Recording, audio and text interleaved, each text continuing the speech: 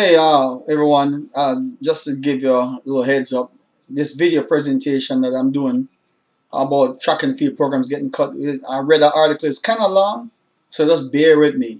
So I'm gonna read through it. You follow along, and I'll address certain things in there as I read. But it was kind of long, so I just decided to kind of give y'all a heads up. Just have a little patience with me. Read. And if you like the article, just give me a comments. If you don't want more of it, let me know. I'll do more of it. But I'm focusing on track and field, so I'm going to be talking about track and field, and as competition rolls back around and all that. So I'm going to be trying to give more, emphasis on that. But until next time, just enjoy this presentation.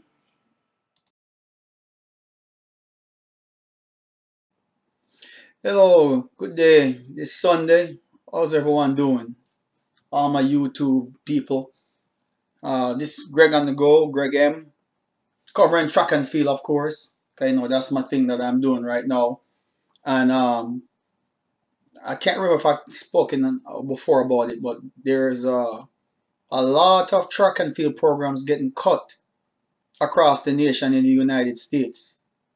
And, that's the reason why I dedicate myself to promoting track and field, because look what's going on. They don't find it important enough to keep track and field going. When track and field, is really as important as any other sport.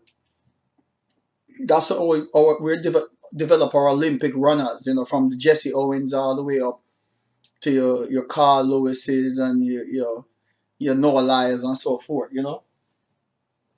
So as you can see here, in our runners world, amid athletic department shortfalls, men's college running programs getting axed.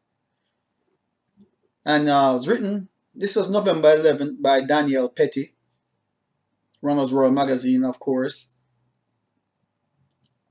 Across college sports, athletes and observers worry that cuts will continue to hit track and cross country. Can anything be done to save them? Which is a shame, I was a track runner. I know if I was competing as a young man, really, I'm using this to pay for my college and for my education, and they cut that, then how is someone going to pay for education? So you see the damage that's being done right now. So here this article talks about on November 5th, Clemson University became the second Power 5 school after Minnesota to announce it was cutting a track and field program at the end of the current academic year. I have a friend that was actually the head coach there, and he was actually from Jamaica, competed for Jamaica. He got that head coaching job there. He was actually at LSU first. Well, on his way up, finally got a head coaching job, only to have this happen this year. But anyway, unlike Minnesota, however, Clemson is getting rid of the entire program: men's, cross country, and indoor and outdoor track and field. No other sports were affected by the cuts. Wow.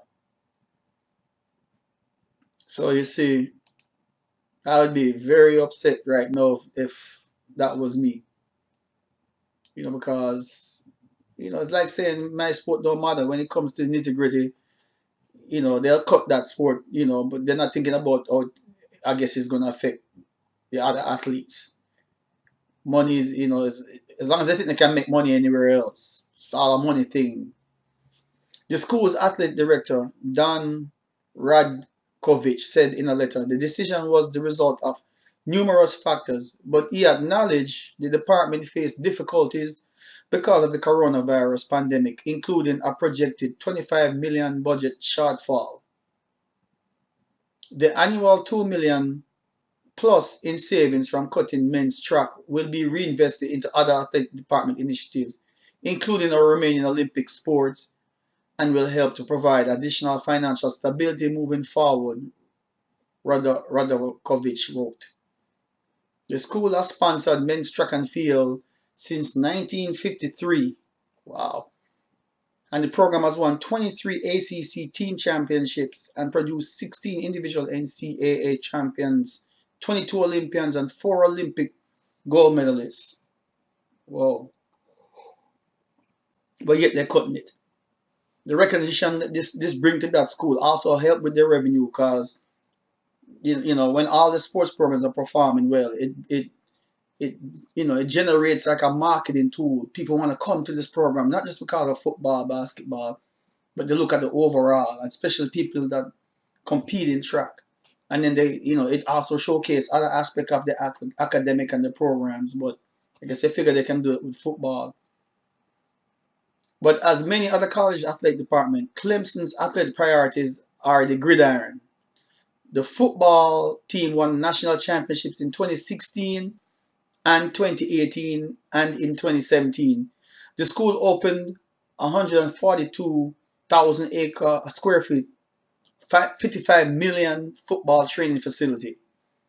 According to the athletic department, figures football accounted for 74% of revenues generated directly by the school sports team in 2019. Men's track accounted for 1.5% of the revenue, and the program operated at a loss. So that's the excuse to cut in the program. I say BS. If that's the case, start paying these football players and basketball players that are bringing in revenue. The coach shouldn't be the one getting all this money, from sponsorship, because I know I've been at the NCAA level. These head coaches, football, basketball, they get big sponsorship. Sometimes, a sportswear deal and all that, they get sponsored by Nike, Adidas, and they get paid extra money, sometimes more than the college president. But to me, that's, saying that they're not making no money with track and field. I'll talk about that in a minute. Let me read this article. By this point in 2020, the script seems familiar with COVID-19, cited as a major factor. At least a dozen schools this year have ended track or cross-country program, or both, including Minnesota, William and Mary, which announced that it was reinstating all sports programs it cut through, though promising only to do so through at least 2021 to 2022 school year. Central Michigan, University of Akron, Appalachian State, University of Connecticut, Florida International University, and a handful of other small colleges. Some such as Brown University were spared after blowback. Should there be a lot more blowback, especially at Clemson. Across the college sports landscape, coaches and observers expect the pain to grow in the coming months. Athletic departments that were already running deficits have come under even greater pressure. Shortened football seasons, smaller conference revenue distribution, and mostly empty stadiums have combined with declining enrollment to create a dire situation at many schools. Okay, well, I still don't think they have to cut. I mean, it costs more to operate a football program, but that's the money. And basketball and baseball, less for track and field and other non-Olympic sports, or what they call Olympic sports. Football, basketball, baseball, even ice hockey if you have it, like for the schools up north, the Michigans and so forth. They have hockey teams. They generate revenue. They operate almost like a pro sports. So those are called revenue. And then the other sports like track and field, volleyball, cross country, you name it, they're considered Olympic sports, gymnastics, Olympic sports. So they're saying all this is part of the reasoning. But why are running programs quick to get axed? And what can be done to save them? Here are some possible answers. Yes. Go down, scroll down a little bit more. Go down a little bit more. So in early September, the message came down from the University of Minnesota administration without much warning. Budget shortfalls would force the school to cut 4 sports, including men's indoor and outdoor track. In October, the Board of Regents of Minnesota cut men's indoor track and 2 other programs, while agreeing to spare men's cross-country and outdoor track, though the latter program is expected to be reevaluated in the spring, the university said in a statement. Supporters of Minnesota program argued that the savings from cutting men's track and field are small, about $630,000 for the combined men's program, less than 1% of a previously estimated $75 million loss in athletic revenue for this year. One member of the Board of Regents confirmed that assessment telling Runners World that the first year savings from cutting indoor men's track would total $110,000. Also, about $75 million budget shortfall was projected before Big Ten Conference announced that football was coming back. The actual shortfall could be less depending on how many games Minnesota football plays, as the athletic department will collect media rights revenue for every game. See, that's how they make the money, with these football games. Now does it call them semi-pro sports. Minnesota overall athletic budget picture is much like Clemson according to a USA Today database of NCAA finances from 2005 to 2019. Minnesota total athletic department revenue increased 145% from $53.2 million to $130.4 million, and its expenses went up nearly as much as $53.8 million to $129.4 million. A vast majority of the expenses growth has come from coaching and staff salaries, which jumped from $16.7 million to 2005 to $43.8 million last year, and facilities and overhead, which surged 182% over the same time period from $10.5 million to $29.6 million. I learned a long time ago that there's always more money, said Gary Wilson, who coached cross country and track for Minnesota for 20 years before retiring in 2013, and has been involved in the effort to save Minnesota track programs. It's just who's got it and how do you get it. The priorities are completely screwed up. And here's the question: are athletic programs at colleges and universities profitable? The vast majority of college athletic departments operate at a loss. Just 25 NCAA Division I athletic departments, all of them in Power 5, SEC, ACC, Big 12, Big 10, Pac-12 conference schools, generate more revenue than expense in 2018 to 2019 academic year. But even in the Power 5 conference, which together have 65 teams, 40 lose money. It really wasn't a problem before until this pandemic, because now it's affecting the football and the basketball revenue, the big revenue drivers for the university. In 2019, the range of Division I athletic department budget was vast, from roughly $4.6 million at Coppin State University to $204 million at the University of Texas. Big budgets. The large majority of schools are dependent on institutional funding and fees to subsidize their athletic program. Now, what role do football and basketball play in these decisions? Question mark. Football and men's basketball are usually the primary revenue generating sports in athletic departments. See, just like I was saying earlier. But they're also where the majority of the money goes. Since late 1980, spending on football and men's basketball has gone up 500%. Dave Redpath, an associate professor of sports management at Ohio University and past president of the Drake Group, which focuses on maintaining academic integrity in intercollegiate athletic, told Runners World, the cuts are not a gender equity issue, it is spending and budgeting issue. And I will say that till this day I die, that it is absolutely budget mismanagement and budget misprioritization. Redpath says that the arms race between schools over football and men's basketball programs result in schools pouring the extra revenue back into these sports, while the Olympic sports, such as your track and field that we're talking about, and cross country sports, receive little money. In the end, most athletic directors are judged by successes of those two sports.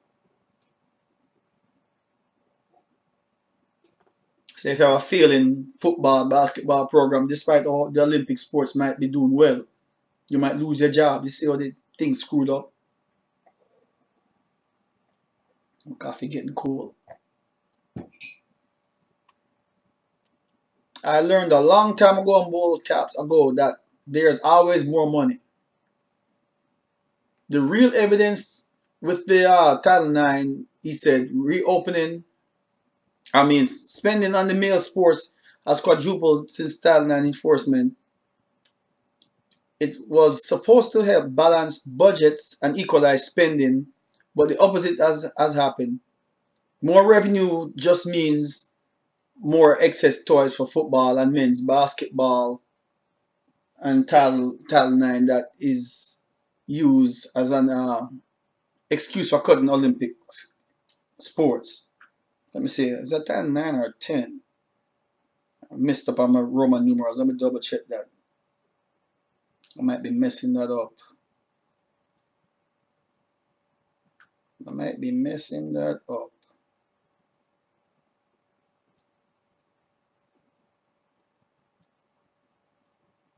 The Roman numerals. So you see, the bottom line is the money. It's all about the money. And that's why I say they should always maybe looking into paying these guys, because if it's so important to keep football around, and that's where all the money is going, they may as well pay these guys, you know, a small salary. I mean, I know they give them scholarships, but you know, you're gonna cut track and field and then justify that and then keep volleyball around over track and field. And track and field is like a more widely known sport. I mean, all the sports are important. And I don't see, if they appropriate the money properly, they can still keep the other, especially these big programs. I can see maybe a small college with a small budget. So, but a big program with a winning program, man, you know, they shouldn't be cutting people.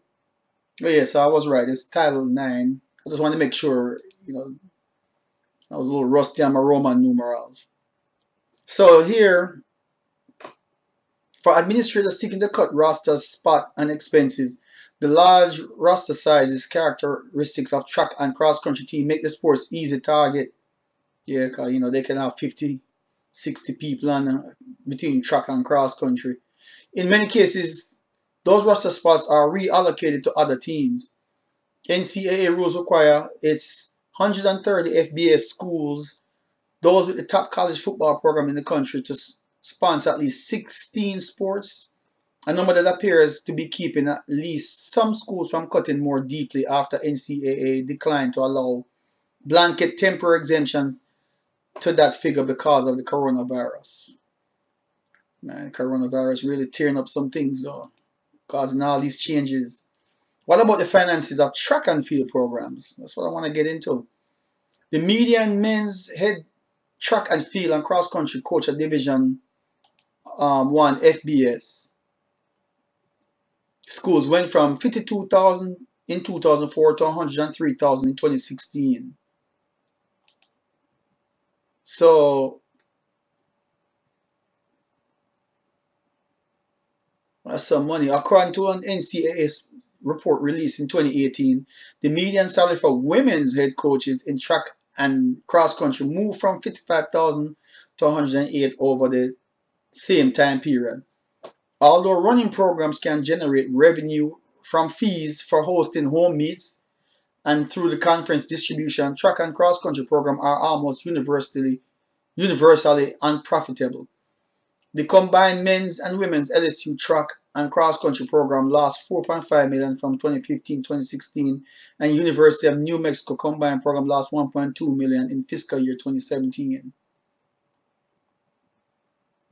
According to a 2018 NCAA report, the median of the 94 men's Division 1 FSB track and cross-country program 2016 generating $6,000 revenue through ticket sales and meets, for instance, and had $681,000 in expenses. So they're really looking at the differences there. Factoring in allocated revenue from student fees, initiation support, and state funding, the median men's program operated at a $420,000 loss. The median of 125 women's DIFSB program, or D1, pulled in $49,000 revenue, at 739,000 in expense and factor in allocated revenue operated at $462,000 loss. If they having this much of a loss because of the Olympic sports, surprise, and never cut them. It wasn't a problem before. That's my issue. Before the pandemic hit, and then sports are not going on as normal. I guess everything was depending on the money from football and basketball also to help pad the budget for the other programs. The real difference can be seen in the Power 5 versus the non-Power 5 conference schools. What the NCAA refers to as autonomy versus non-autonomy.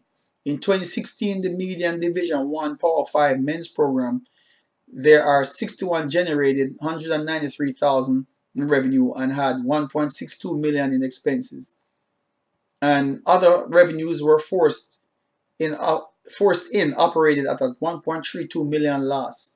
The median Division 1 Power 5 women's program had 170,000 revenue, 1.87 million in expense, and with other revenue considered operated at a 1.42 million loss. But why are they cutting track and field? I mean, why not cut gymnastics or volleyball or what the other one named lacrosse? I mean, gymnastics is very popular. Those are popular Olympic sports. How about lacrosse? I guess they're not going to cut golf because golf is, I guess, no considered revenue sport.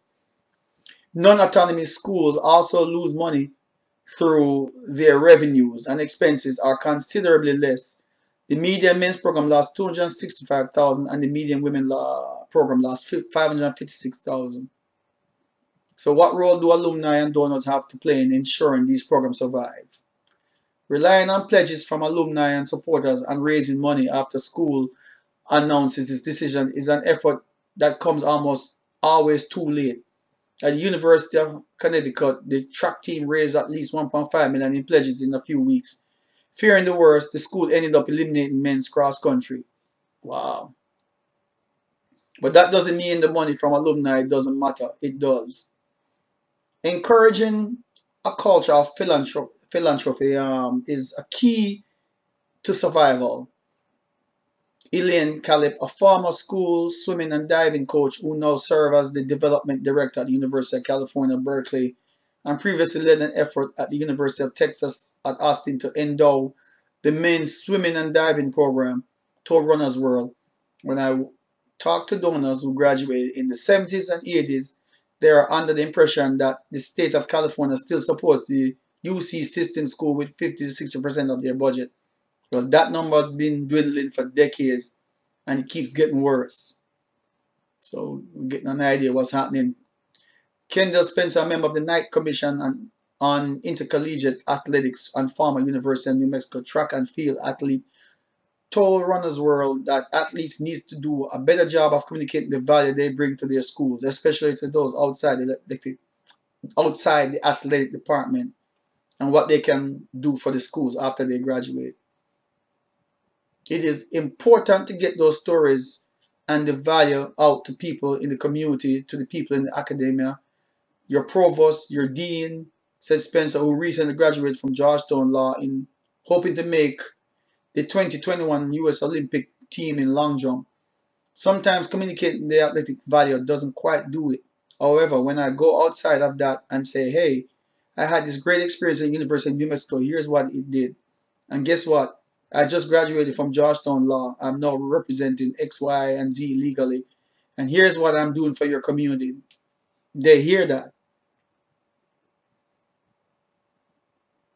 What role do endowment play in college athletic programs? Endowment, scholarships, or coaching position is perhaps the only guaranteed way to ensure a program survives long term, but it's also impractical for most schools, especially in the short term.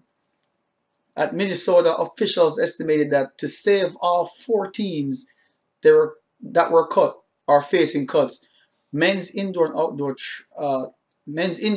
track, men's tennis, and men's gymnastics would require $60 million endowment, an amount that they believe would have been impossible to raise quickly under any circumstances, much less during an economic downturn.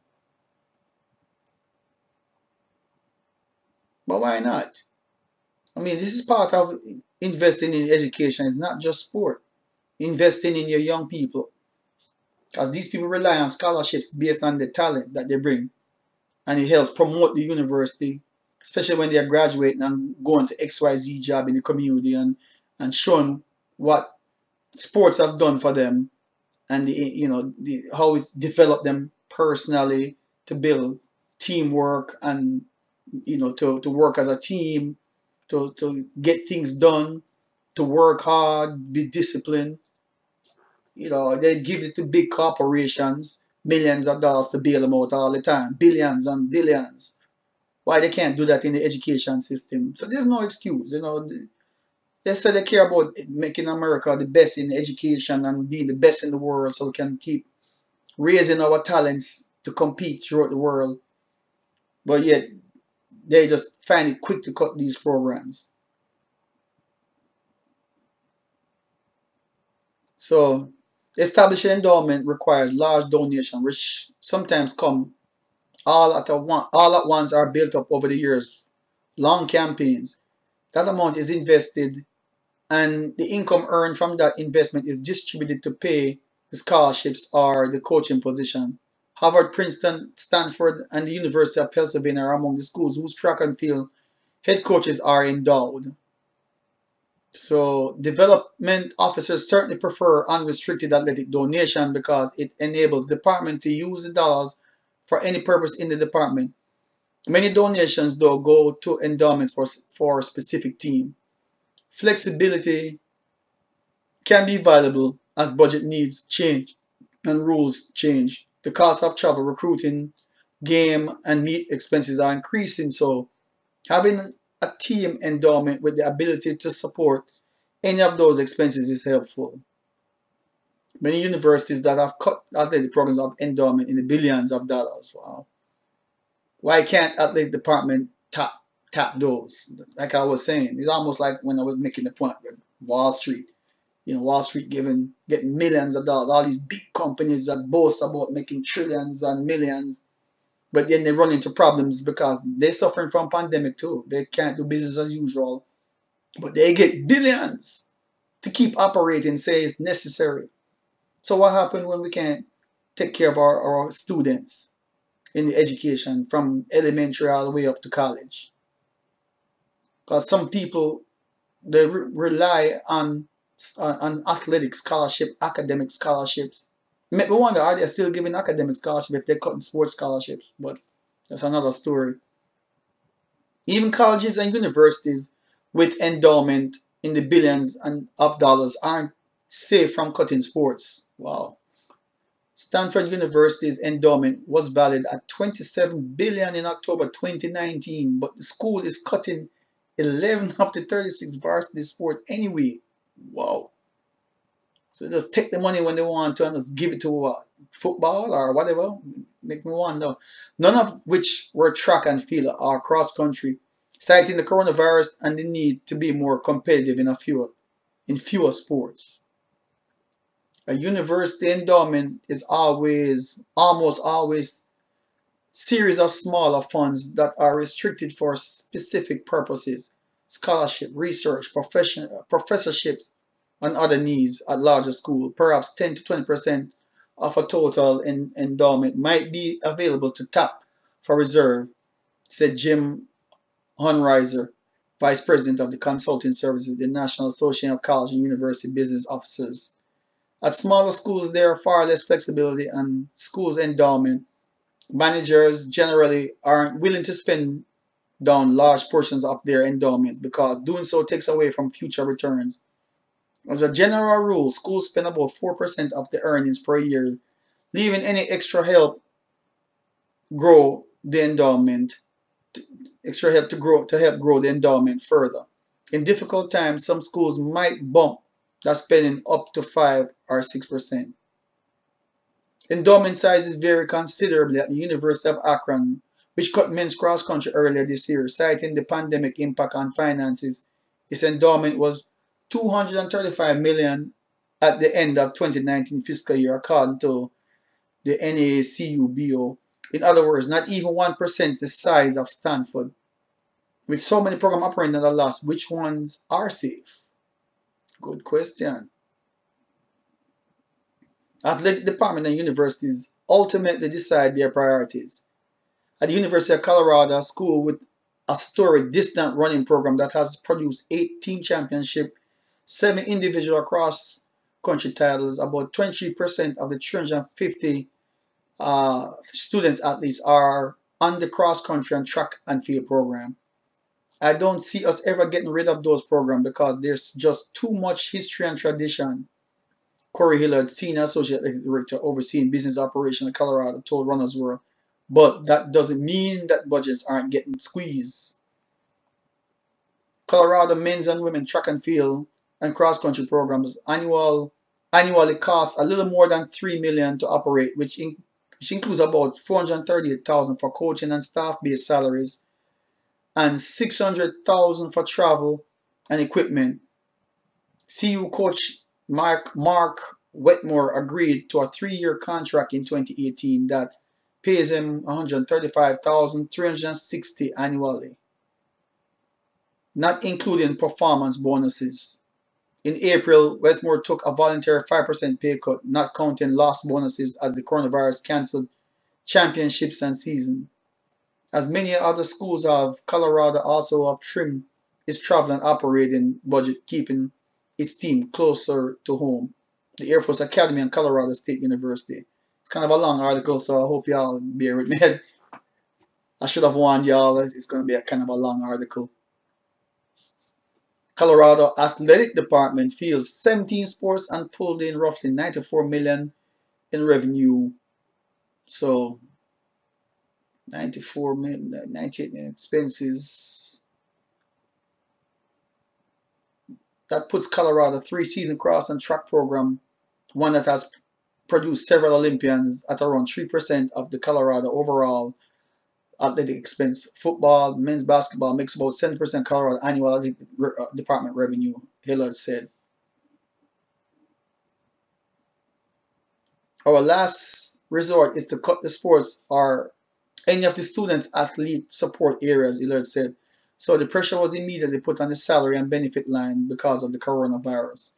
These were tough pills to swallow, but I think at the end of the day, the coaches understood that the priority was keeping our student athletes safe and healthy and maintaining their scholarship and commitment to them. What role do diversity and socio-economic opportunity play in efforts to save teams? That's one thing that was on my mind, so that's what this article says. Supporters of Brown University argued that earlier this summer that the school's decision to cut men's and track and field teams would end one of the school's most racially diverse teams. The school reversed its decision just a few weeks later. NCAA data from 2019 shows that aside from the football and men's and women's basketball, men's outdoor and indoor track attracted the greatest percentage of black athletes of any sport on campus across the all NCAA division, 23 and 22% respectively. Women's outdoor and indoor were close behind with 21 to 20 and 20% of students athletes identifying as black. The vast majority of other sports beyond track have single-digit percentage black representation. Here's this in bold letters. If you're thinking about track and field as a provider of opportunity, track and field does that when you look at it compared to these other sports, some of which are prohibitively expensive.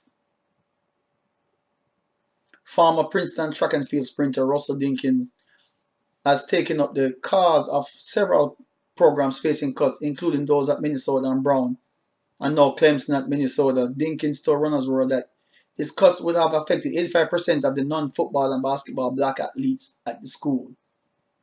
When you factor in the season of play, Minnesota is spending a lot of money on a lot fewer athletes, and some of those sports they're losing just as much money and sometimes more money than track and field. I was saying that earlier.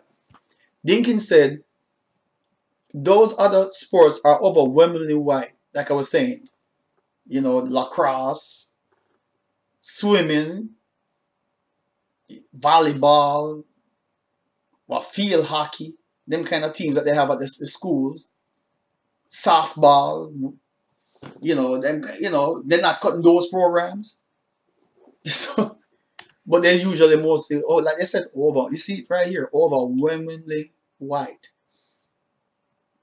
Track and field is one of the most accessible sports available to youth athletes in the United States. Lincoln agrees it doesn't require expensive equipment, extensive travel expense, or money to rent space at the facility. If you're thinking about track and field as a provider of opportunity, not only in terms of gender, but also in terms of social, economic, track and field does that when you look at it compared to these other sports, some of which are prohibitively expensive. He said, citing lacrosse and ice hockey. I just said that. See, I'm just reading this article the first time with y'all. What opportunities are there for reform? As colleges continue to cut, proposals for sweeping reform are growing louder. A study commissioned by the Knight Commission on Intercollegiate Athletics conducted in June found that 80% of 362 Division I campus leaders, including presidents, athletic directors, conferences, commissioners, student athletes, and others, want to see major reform to address NCAA Division I governance. Most respondents said that they didn't believe the NCAA Division I schools shared common values about what intercollegiate athletics should be at an educational institution, and that there was far too much difference in resource across schools. The survey found the majority support for conference level agreements to cap sports operating budgets, including coaching salaries. NCAA earns most of its annual revenue from Division I men's basketball, broadcast, contract, and championships tickets. This year, the distribution across D1 schools was expected to be $600 million before being cut to $225 million because of the cancellation of tournaments. Separately, Division I FBS schools receive distribution from the college football playoff, which was $468 million in 2019 and could be used for any purpose by the school. Look at that. Pay these football and basketball players. They're semi-pro. The Knight Commission has recommended changing the distribution of formula to exempt football, whose postseason the NCAA does not control or administer. But the pressure on Olympic sports like men's cross-country, track and field during the pandemic has led to further soul-searching about how those athletes are developed into the country's future stars. Might have to go privatize it, make you wonder. Because even if you have a track club, they need sponsorship too to keep afloat, and then you have to put more meets, more revenue sports track and field around the country, and promote it and bring in broadcast media and all that, and get some kind of revenue like that, like they do for football. But it would just be private. But athletes would have to do it on the university athletes would have to do it on their own time. That's why some athletes don't even go to go compete for colleges. They go pro right away. But everything getting affected. Pro sports, pro track and field. The U.S. sports development level needs to change, said Ridpath, who advocates for greater government support to develop Olympic athletes, as it is the case in other countries. We cannot have a primary source of elite development being in the education system. More immediately, schools could be given the flexibility to fund sports at different levels and division. So, for example, a school may decide to fund 5 sports at the Division I level, but many more at the different levels. We need to play sports at a level we can afford to sustain, Ridpath said. And I do believe that would be the catalyst for outside systems for elite development to manifest themselves. And that would be a good idea. So, okay, that's the end of that. There's some comments down there. So, yes, the article is long. I appreciate y'all showing the patience with that. And ending on that last part right there,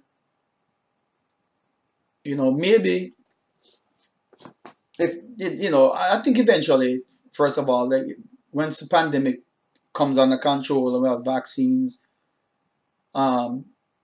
they can bring back these track and field programs, but I still think it's a little bias. Why so quick to cut track and field, men's and women, cross country? The vast amount of people in those are, and that are successful, are black, are African Americans. Yeah, some whites in the cross country, the track and field part of it, field events. But the university's primary source of also your Olympic development.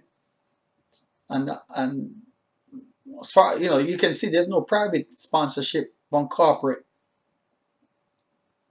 And we do have professional, you have the USA track and field programs that, sponsor professional athletes, but it's still not to the level. They still have to, these athletes have to still go on and perform in the top 10 in the world, get sponsorship by Nike, endorsements and other things, to generate revenue, so they're not dependent on any one source. And that kind of get hit this year because of the coronavirus. Olympics was shut down, of course. A lot of meets were shut down. They were doing some kind of innovative thing where you're competing virtually against somebody in another country, but you're running in the US, and you compete against somebody in another country running the same race, and they somehow try to get the distance right, make sure they have the right result. Which was all kind of way they're trying to keep track and field going. They end up competing a few meets end of the year, but this college thing is a mess. And if that's the case, like I was saying earlier, pay these guys, and if they're so important, then pay the football players, basketball players money, because they're bringing in probably more money than the school bringing in their own endowment or whatever. Alumni fundraising and all that. But they took any money that's come in is reinvested back into those programs. So if they're saying all these programs, especially track and field, was operating at a loss, the loss is not that big. Why not let corporate sponsor football then, or let NFL teams? Because to me, the college programs, football, basketball, are not but farm programs for the professional sports, your basketball and your football especially. So maybe partner with the NFL to pump some money into the sports program, and then let some of that money go to the university and to sponsor the track and field program. You have an outside source to sponsor the bigger programs. Maybe that might be an idea. It's just me though, but that's my thought on that. My commentary on the article was a little long, but let's hope they can fix this. A good friend of mine, former athlete from high school, like I say, it was a nice opportunity, and then now he's like out of a job. And you hope that they have the money saved up, or they're going to have to go. If all these programs are cutting across the nation, some of them might never even bring back these programs. Some of them probably don't like track and field, and some of it might be racism, I dare say it. Because guess what? A lot of blacks are in track and field. Might even say baseball too. Some schools recruit overseas in areas where these young blacks in other parts of the world can't afford college, so they depend on the scholarships to come to the United States. But some people are going to say, that's another problem. Why we're recruiting overseas? We need to cut that out. Maybe stop bringing in overseas athletes to compete in our programs, when that money could be given to people living here in America and born American citizens or whatever. That might be the next thing that come up. So, but I believe in the governments of each country to take care of the programs. Like, I'm from Jamaica, you see the flag behind me. I've always been a big proponent of developing the athletes locally. Because some of these athletes that come overseas and come to the United States, they get abused basically and get threatened to compete. They don't really care about their academic progress. They just want to compete and win. You see some of these coaches in the articles, they say they get performance bonuses. And sometimes they have more foreign athletes on their team than they have American athletes. Because the foreign athletes train hard. And how you can see in the Olympics, A lot of the foreign athletes are the ones winning in the Olympics, and they'll say they went to University of Colorado or University of Texas, Clemson University, or you know, you name it, whichever university. And they say it's because of our United States college programs with the facilities and the money. Why we're the ones who developing these other athletes from countries. But some countries are starting to put more money. But it takes money for everything. But as you can see, when it comes to you know, cutting in a little bit to their profit, they're not making as much. But again, with the mismanagement, they could have probably be able to save all these sports, but it's a little management problem too. But that's just my take on it. Let's hope they improve things and they can work out the budgets and everything and bring back these sports, because the social economic impact is going to be great, and a lot of you know, black athletes and that depend on these scholarships to go to college, because not everybody parents can fork up hundreds of thousands of dollars to send their children to college. And it, you know, you don't want to take out a bunch of student loans. It's very expensive. But with that said, let's hope for the best. Let's get this coronavirus under control so we can, you know, go back to being, you know, moving forward with positivity in the future. But I'm going to cut this video now, so let me know what you think. Put your comments, you know, down below in the comment sections, if you agree with me or disagree, or if the article was too long, I lost you all. But hey, thank you for watching, and subscribe and like if you like the topic, and I'll see you next time. So with that said, see you around.